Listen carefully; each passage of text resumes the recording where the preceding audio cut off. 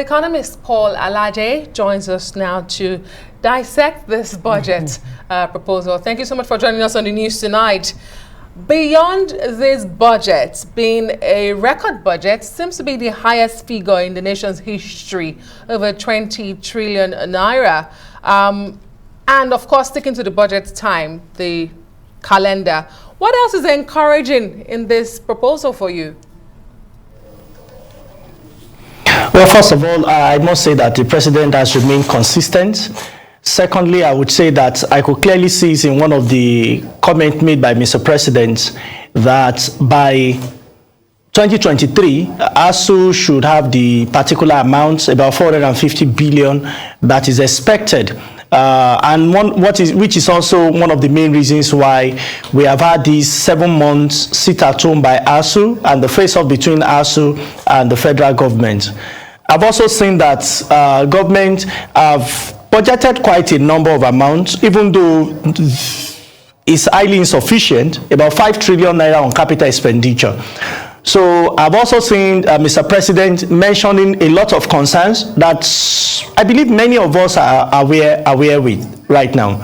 And I must say that the president has been consistent with the time of submission, which is October is a good time to submit, and I believe the National Assembly, both chambers have enough time for them to consider this budget. Paul Alaje, some critics are saying this budget is nothing but unimplementable. Do you think this budget really is realistic when you consider the parameters? I mean, you just mentioned capital expenditure, which you say is very, very low at 5.35. Non-debt recurrent stands at 8.27, but debt servicing 6.31 trillion naira. How realistic? Well, if you ask me about how realistic this budget is, I will tell you that this budget at best brings a lot of worries, a lot of concerns, and it has left us with so many things to worry about. And I can tell you as an economist that if we are going to be spending 6.31 trillion to service debt, not to pay back, to service debt, and we are paying 4.99, approximately 5 trillion naira on personnel costs. And when you look at how much is distributable by federal government, and this is from the document shared, it's less than 10 trillion. So the question is, how do we intend to service debt? How do we intend to pay personnel? I've not spoken about capital expenditure, which is the most critical. Here, what government is saying technically is that we are going to borrow 10 trillion naira and possibly more, because I am sure we cannot meet up with our revenue target. We didn't meet up our revenue target in 2013, in 2015, in 2018, even in 2021. What will be different in 2023? It is obvious that 10 trillion naira is not enough to finance two critical things because of the integrity of our nation. Debt must be serviced. Again, we have to pay personnel. And I think government need to reconsider the method of budgeting for Nigeria. Because when you look at all that is here, it's saying prepare for a tight future. And when you compare that with the projection of 3.7 GDP growth rate, it's highly unachievable. There is no way you can achieve GDP growth rate of that amount when you look at the MPR set by the Central Bank of Nigeria and know that of every money you take to the bank, 1/3 of that amount goes back to Central Bank in the name of cash reserve requirement or cash reserve ratio. If you take 1,000 naira to the bank today, 1/3 of that amount goes back to Central Bank. The implication is that banks don't have money to give to private sector to do business, which can help you expand your economy, because this is government. This is a picture of the future. That on one side. How then can we have growth?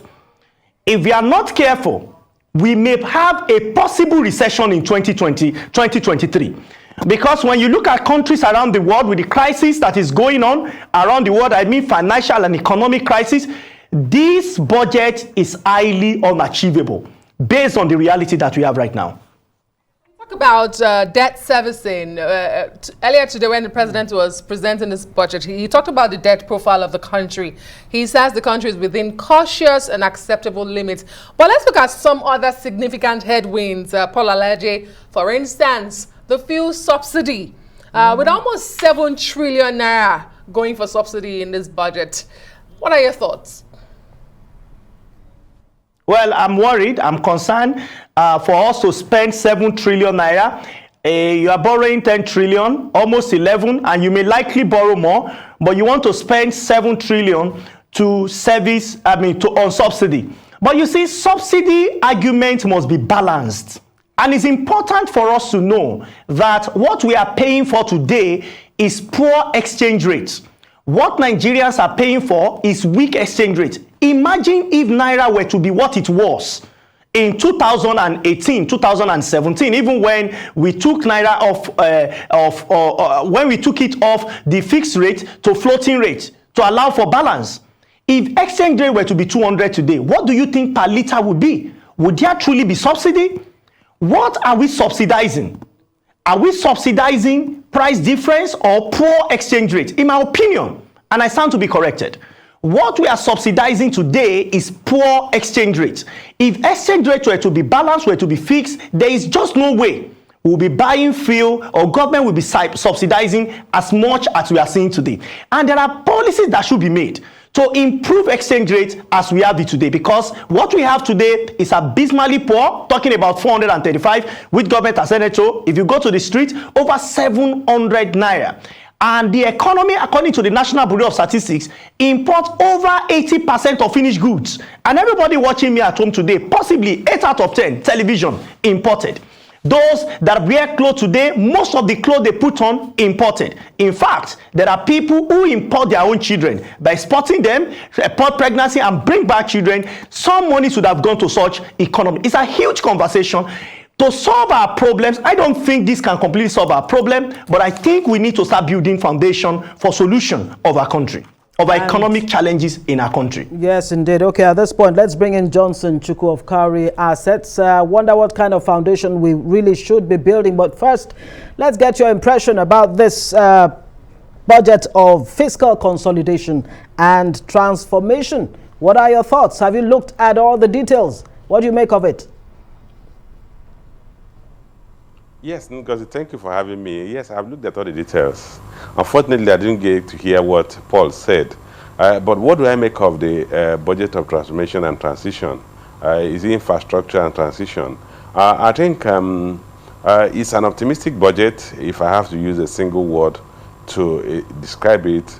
A budget of 20.52 trillion naira, a budget with a total revenue projection of only 9.7 trillion naira, a budget that has made a provision about 10.7 trillion naira in deficit.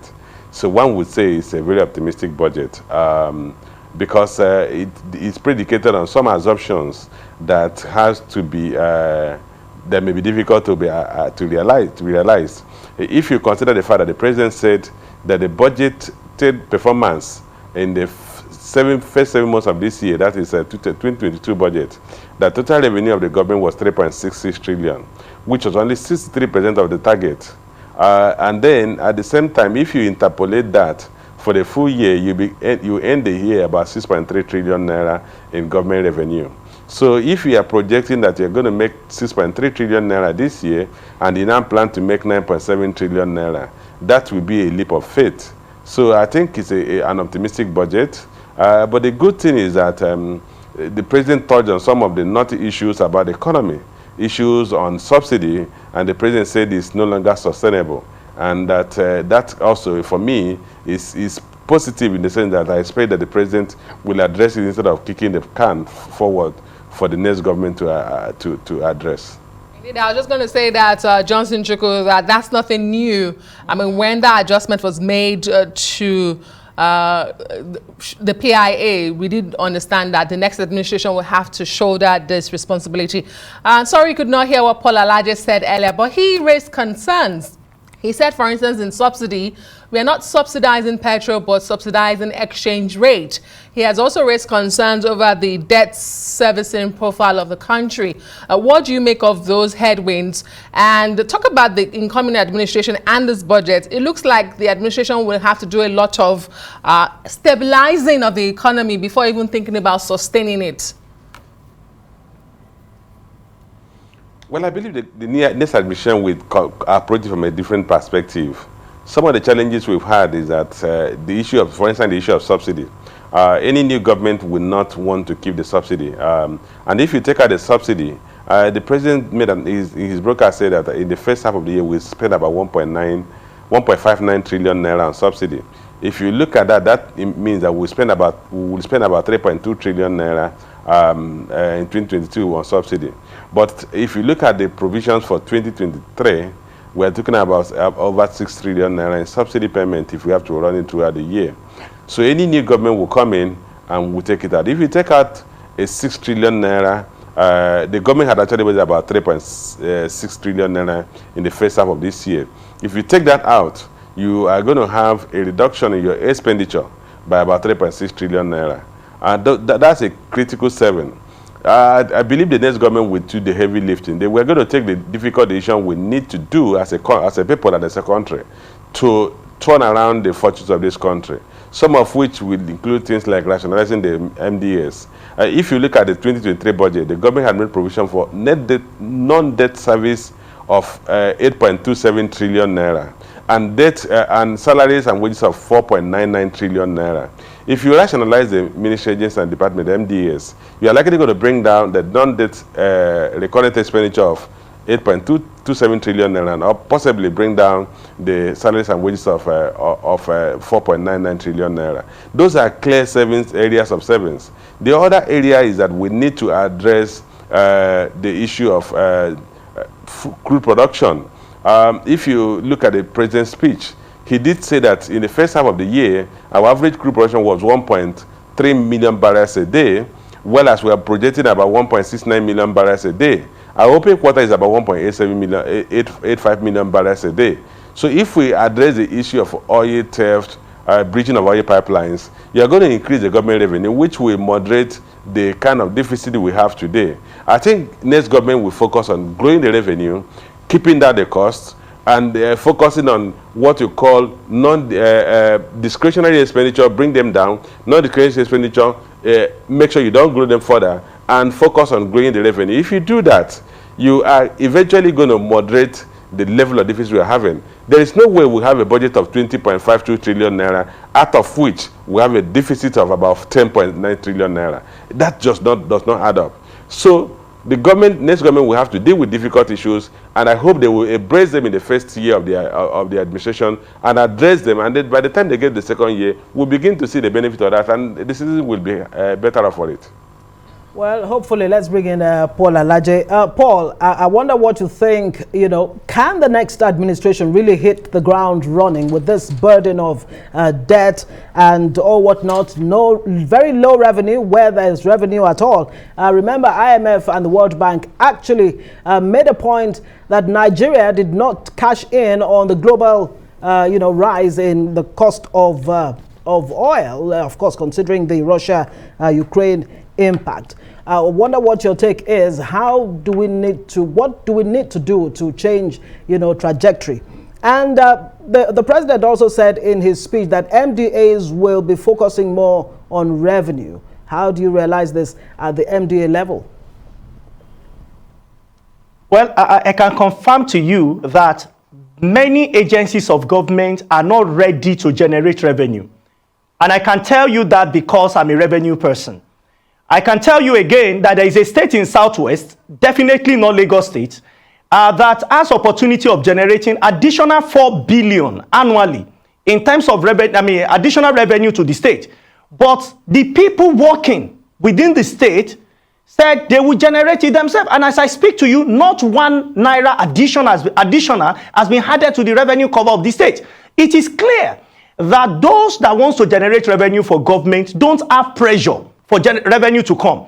In as much as they are sure that salaries will come as at when due, and it is government money, they know pension will come, they will get gratuity as at when due, there is no motivation for revenue to be generated. And for revenue to come, it goes beyond just collection of taxes, especially for federal and subnational.